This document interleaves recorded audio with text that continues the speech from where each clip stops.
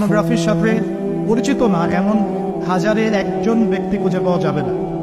ঠিক আছে, বাংলাদেশের পরিসংখ্যান বলছে যে বাংলাদেশের স্কুল পড়ুয়া প্রায় 77% ছেলে মেয়ে পর্ন দেখে। এটা আবার কথা নয়, বা আপনি গুগল করেন এবং দিন দিন মেয়েদের পর্ন দেখার প্রবণতা বাড়ছে, এটা লেখা আছে। শুধু তাই নয়, ওই 1896 সালের দিকে তারা যখন পর্নোগ্রাফি ছড়িয়ে দেয়, মাত্র 7 মিনিটের একটা ভিডিও তারা প্রকাশ করছে।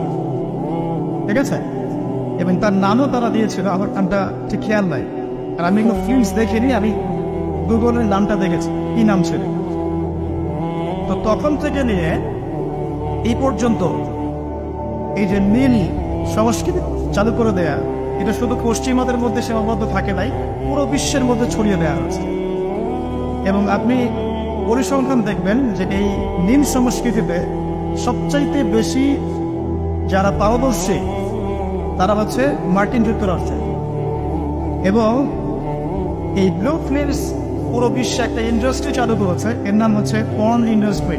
ঠিক আছে, এবং আপনি এবার শুনলে অবাক হবেন যে এই পর্ন ইন্ডাস্ট্রি প্রতি বছরে $97 বিলিয়ন ব্যবসা করে। $97 বিলিয়ন ব্যবসা করে পর্ন ইন্ডাস্ট্রি সারা ওয়ার্ল্ডে। 1 বিলিয়ন সমান কত? 100 কোটি। 1 বিলিয়ন সমান 100 কোটি। 100 কোটি ডলার টাকাতে হিসাব করে দেখেন কত টাকা হয়। $97 বিলিয়ন ব্যবসা হয় প্রতি বছর এই পর্ন ইন্ডাস্ট্রির মধ্য দিয়ে। এবং এই ইন্ডাস্ট্রির ফিল্মসগুলো হলিউড বলিউডের চেয়ে বেশি শুট করা হয়। এবং আমেরিকার লস অ্যাঞ্জেলেস নামক একটা জায়গা আছে না, এটাকে বলা হয় পর্নের স্বর্গরাজ্য। মানে এখানেই সব পর্নের শুটিংগুলো আগে হতো। একটা পর্যায় থেকে সেখান থেকে সরিয়ে ক্যালিফোর্নিয়া নিয়ে আসা হয়েছে।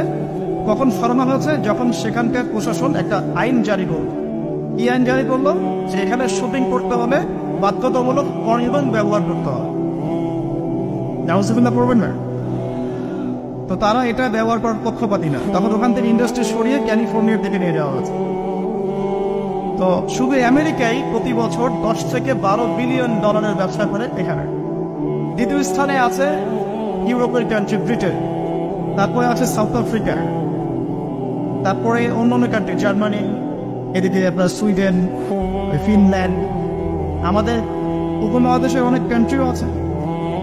ঠিক আছে, তো এই যে নীল সংস্কৃতি সারা ওয়ার্ল্ডে তারা ছড়িয়ে দিল, এখান থেকে আমি একটা নাম চুজ করেছি আর কি, যে নীল দর্পণ। আমি কিন্তু লেকচারে এখানে যাইনি, জাস্ট ইন্ট্রোডাক্টরি কিছু কথা বলবো যে নীল দর্পণ নাম তুমি কেন দিয়েছে এই কারণে। তো মূল লেকচারে যাওয়ার আগে আমি আপনাকে একটা পরিসংখ্যান দেখাই। তার আগে বলে দিই যে এর ফলশ্রুতিতে শুধু যে ধর্ষণ বেড়েছে এমনটা নয়, বরং সমকামিতাও বেড়েছে। এখনকার পরিসংখ্যান বলছে মার্কিন যুক্তরাষ্ট্রের 52% মানুষ মনে করে যে সমকামিতাকে স্বীকৃতি দেওয়া উচিত, এবং 41% মানুষ মনে করে দেওয়ার দরকার নেই। কিন্তু আইনত এটা লিগ্যালাইজড, এটা ওদের বাক স্বাধীনতা। এটা কানাডা অনেক আগেই করেছে, ব্রিটেনেও আছে, অস্ট্রেলিয়াও স্বীকৃতি দিয়েছে, এবং দিন দিন আস্তে আস্তে আমাদের ভারত থেকে শুরু করে আমাদের দেশে পর্যন্ত এগুলোর বিস্তার বেড়ে গেছে। এবং তারা এখন সংগঠন তৈরি করেছে, তাদের ফ্ল্যাগ আছে, তারা অধিকারের কথা বলে, তারা স্বীকৃতি চায়। এবং পর্ন সম্পর্কে পড়তে গিয়ে দেখলাম যে নর্মালি পর্নের যে ভিডিওগুলো হয় এগুলো হচ্ছে চলচ্চিত্রের মতো, জাস্ট যেমন একটা নায়ক নায়িকা শুটিং করেন, গায়ক গায়িকা যেমন শুটিং করে, ঠিক এরকম করে ফিল্মস শুট করা হয়। আপনি যখন এটা সার্চ করবেন দেখবেন পর্ন ইন্ডাস্ট্রি থেকে বের হয়ে আসা কিছু ওদের কথা মতে পর্ন স্টার, তারা সাক্ষাৎকার দিয়েছে যে এই জগৎটার সম্পূর্ণটাই হচ্ছে মিথ্যা এবং ফেক। যা দেখানো হয় এটা টোটালি ফেক। এবং কোনো কোনো ক্ষেত্রে তাদেরকে বাধ্য করে জালের মধ্যে ফেলে এই ইন্ডাস্ট্রির মধ্যে অনুপ্রবেশ করানো হয়, যেখানে ওদের কোনো ইচ্ছাও থাকে। একবার জড়িয়ে গেলে প্রথমে সেখান থেকে আর বের হতে পারে না। শুধু তাই নয়, যখন তাদের শরীর কাজ করে না তখন তাদেরকে উত্তেজক এমন কিছু পদার্থ দেওয়া হয়, এমন কিছু হাইপার ডোজ মেডিসিন দেওয়া হয়, যার ফলশ্রুতিতে তারা ব্যাক টু ব্যাক দেখা যায় যে অনেক লম্বা টাইম তারা নাকি সেক্স করতে পারে না। তো এগুলো তাদেরই কথা, এটাতে আসক্ত নয় এমন মানুষ খুঁজে পাওয়া মুশকিল। বাংলাদেশের রিপোর্ট বলছে যে বাংলাদেশে এখনকার ইয়াং জেনারেশনের মধ্যে 92% পর্ন দেখে। কত পার্সেন্ট? 92%। এবং পর্ন যে ওয়েবসাইটগুলো আছে যেগুলো এত বেশি শক্তিশালী, এগুলোকে হ্যাক পর্যন্ত করা সম্ভব নয়। 2014 সালে বাংলাদেশের গভর্নমেন্ট যে ছিল আমি জানি না, আমি আসলে এইদিকে পলিটিক্সের খবর খুব একটা রাখি না, তারা 244টা পর্ন সাইটকে বন্ধ করে দিয়েছে। কিন্তু এমন একটা অ্যাক্সেস তারপরেও চালু ছিল যে অন্য থ্রু দিয়ে এগুলোতে ভিজিট করা যেত। সবচেয়ে বেশি পর্ন সাইট যেগুলোতে ভিজিট করা হয় তার মধ্যে এই সাবকন্টিনেন্ট বা ভারতবর্ষ অন্যতম। ঠিক আছে, তো এগুলোর ফলশ্রুতিতে শুধু ধর্ষণ বেড়েছে এমন নয়, বরং সমকামিতাও বেড়েছে। এবং দেখা যাচ্ছে যে এখন প্রতি 10 জন মানুষের মধ্যে একজন নাকি, এটা রিপোর্ট, প্রতি 10 জনের মধ্যে নাকি একজন বিপরীত লিঙ্গের দিকে নয় বরং স্বলিঙ্গের দিকে আকর্ষিত হচ্ছে। এবং এই মহামারীগুলো দিন দিন বাড়ছে। আমি যখন লেকচার শেষ করবো তখন আপনাকে আমি কিছু হাদিস শোনাবো নবী সাল্লাল্লাহু আলাইহি ওয়াসাল্লামের এই যুগ সম্পর্কে কিছু ভবিষ্যৎবাণী। তখন আপনি মিলাতে পারবেন ইনশাআল্লাহ যে আসলে নবী সাল্লাল্লাহু আলাইহি ওয়াসাল্লাম কোন যুগটা সম্পর্কে সতর্ক বলছেন। মূল লেকচারে যাওয়ার আগে আমি আপনাদের কিছু পরিসংখ্যান শোনাচ্ছি, একটু মনোযোগ দিয়ে শুনুন। যে সভ্যতার কথা আমি আপনাদেরকে বললাম, ওই সভ্যতার কিছু পরিসংখ্যান উল্লেখ করে আমি আপনাদেরকে লেকচারের সামনে দেখে দেবো ইনশাআল্লাহ তাআলা।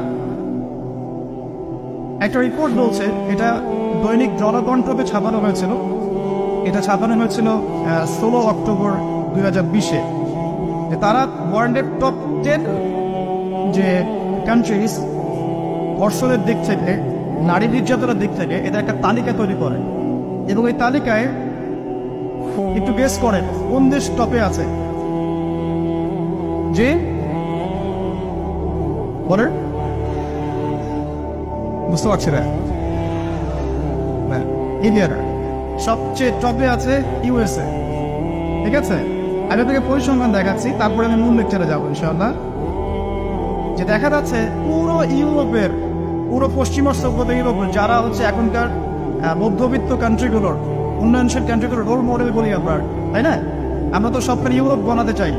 ইভেন আমাদের দেখা যায় অনেক ক্ষেত্রে মিডল ইস্টের, মধ্যপ্রাচ্যের কোনো কোনো কান্ট্রির লিডার বলছে যে আমরা এত সালের মধ্যে মধ্যপ্রাচ্যকে ইউরোপ বানিয়ে ফেলবো।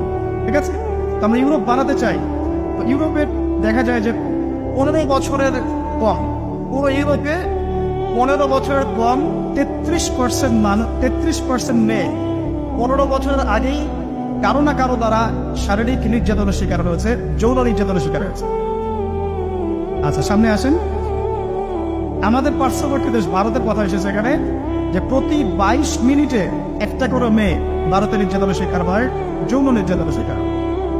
বাংলাদেশের সংখ্যাটা কত এটা আপনারা বের করবেন, পরে দেখছি। শীর্ষ 10-এর তালিকায় প্রথমে আছে আমেরিকা, যেখানে বলা হচ্ছে যে 99% পুরুষ, 99% পুরুষ এরা উন্মুক্ত যৌন বিষয়গুলোতে আগ্রহী। ঠিক আছে, 1% পুরুষ চাচ্ছে যে ফ্যামিলি হোক, নর্মাল আমি ইসলামিক যেটা চিন্তা করি, ফ্যামিলি হোক, বিয়ে শাদী হোক, তারপরে বাচ্চা কাচ্চা হবে, এটা তারা 1% মানুষ চায়। ফ্রি সেক্সুয়াল যে রেভলিউশন, এটাতে 99% পুরুষ বিশ্বাস করে। তারপরে আসেন, তারা বলছেন যে এখানে আমেরিকাতে প্রতি 6 জন মেয়ের মধ্যে একজন ধর্ষণের শিকার হয়, প্রতি 6 জন মেয়ের মধ্যে একজন ধর্ষণের শিকার হন। এবং যে পরিসংখ্যানগুলো করা হয়েছে এটা মাত্র 16% কেসের ভিত্তিতে, বাকিরা কেসই করে।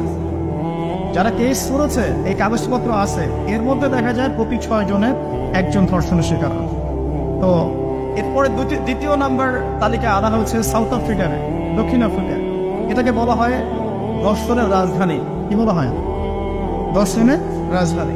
এখানে দেখা যায় যে শুধু 2012 সালেই, অনলি 2012 সালেই 65,000 ধর্ষণের ঘটনা রয়েছে। আমি পরে আপনাকে হাদিসগুলো বলবো, আপনাকে পরিসংখ্যানটা ঢোকাতে থাকে। 65,000 ধর্ষণের ঘটনা ঘটেছে শুধুমাত্র সাউথ আফ্রিকাতেই। আর সাউথ আফ্রিকার 4,000 নারীর উপর জরিপ করে দেখা গেছে যে তাদের মধ্যে প্রতি 3 জনে একজন জীবনে একবার না একবার একজন পুরুষের দ্বারা যৌন সহিংসতার শিকার হয়েছে, প্রতি 3 জনে। এরপরে আরেকটা জরিপে দেখা গেছে যে আফ্রিকার 25% পুরুষ, পুরো আফ্রিকার 25% পুরুষ, মানে 4 ভাগের 1 ভাগ পুরুষ জীবনে একবার না একবার কোনো না কোনো মেয়েকে ধর্ষণ করছে। এগুলো আমাদের রিপোর্ট মেয়ে কিন্তু আপনি অনলাইনে এগুলো পাবেন। এরপর আসেন 3 নম্বরে রাখা হচ্ছে সুইডেনকে। এবার সুইডেনকে খুব হাইলাইট করা হয়, খুব উন্নত কান্ট্রি। দেখা যায় যে 2009 সালে সুইডেনে ধর্ষণের হার ছিল 58%। কত পার্সেন্ট?